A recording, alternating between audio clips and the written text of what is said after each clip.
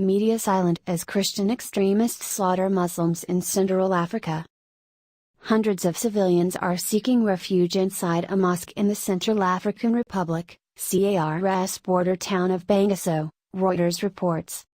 What may be surprising to the American public is that these civilians are trying to escape ongoing attacks committed by Christian militias that killed at least 30 civilians over the weekend, according to UN officials and aid workers. According to Reuters, the weekend attacks in Bangassou, located on the Congolese border, have involved hundreds of fighters with heavy weaponry. The fighting is aimed at the Muslim populations and signals that the conflict currently besieging the country is worsening.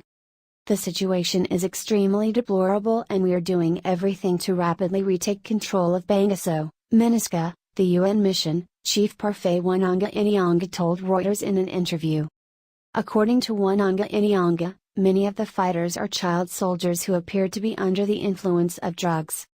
The head of the Red Cross in CAR, Antoine Mbaubogo, said his staff has counted 115 bodies in Bangassou following the latest fighting. According to Reuters, the UN base in Bangassou has also been targeted. CAR has been besieged by this violence since 2013, when mostly Muslim Seleka fighters ousted then-President François Bozize. Amnesty International has referred to the developments in the country as ethnic cleansing since the fighting erupted.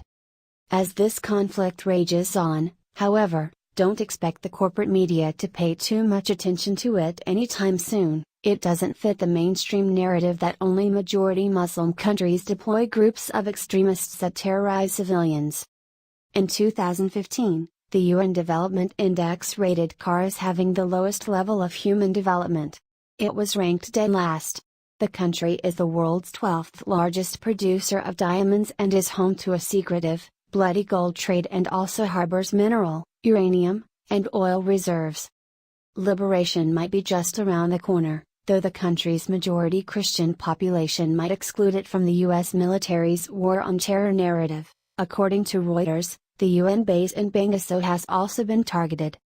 CAR has been besieged by this violence since 2013, when mostly Muslim Seleka fighters ousted then-President François Bozize. Amnesty International has referred to the developments in the country as ethnic cleansing since the fighting erupted.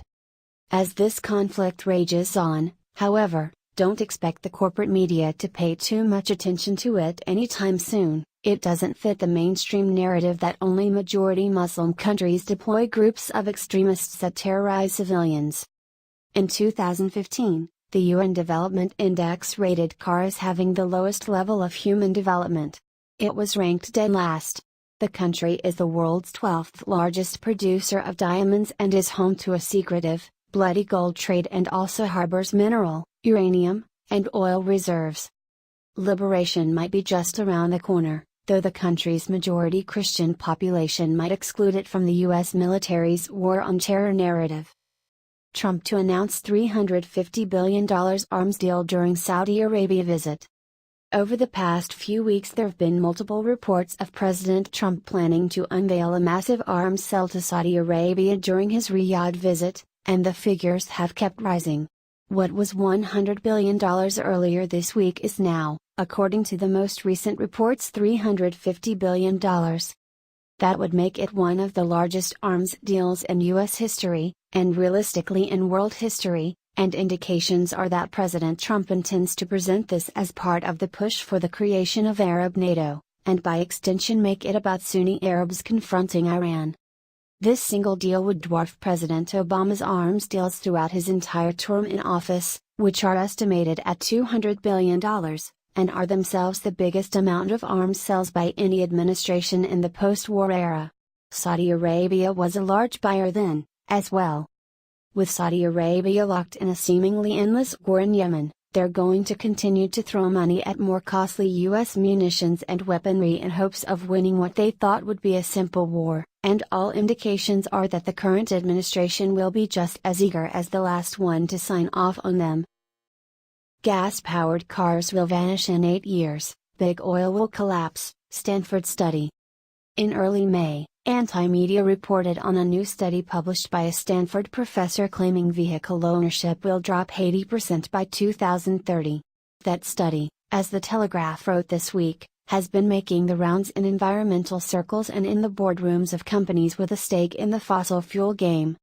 But as more analysts are digging through this exhaustive new study, they're finding that some of the predictions made by economist Tony Seba are far more profound than originally thought. In his report, Rethinking Transportation 2020 to 2030, Seba is actually predicting that virtually all fossil fuel vehicles will have vanished within 8 years. The reason for this, as he explained in thorough detail, is that the market for self-driving electric vehicles, EVs, is simply growing too fast.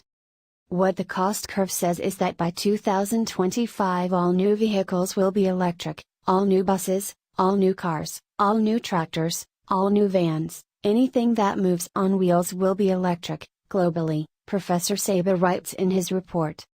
It's a matter of economics and innovation, Seba says. EVs are cheaper and easier to manufacture, their few moving parts require almost zero maintenance, and they can actually outperform their fossil fuel guzzling counterparts. The electric drivetrain is so much more powerful, writes Seba. The gasoline and diesel cars cannot possibly compete.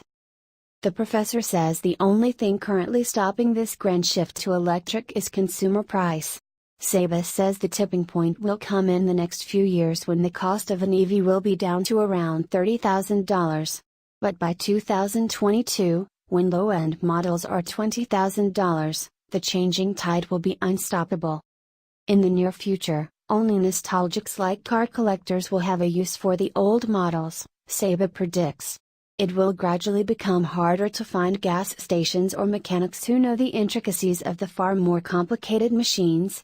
Car dealerships will be gone by 2024 because everyone will be shooting around town in self-driving EVs. Seba expects that eventually, city governments will begin banning human drivers because data will have shown how much more dangerous they are than the computer systems operating EVs. This will lead to a mass stranding of existing vehicles. For these reasons, as well myriad others stipulated in Seba's report, The Economist is predicting a twin death spiral for traditional automakers and oil companies in the near future.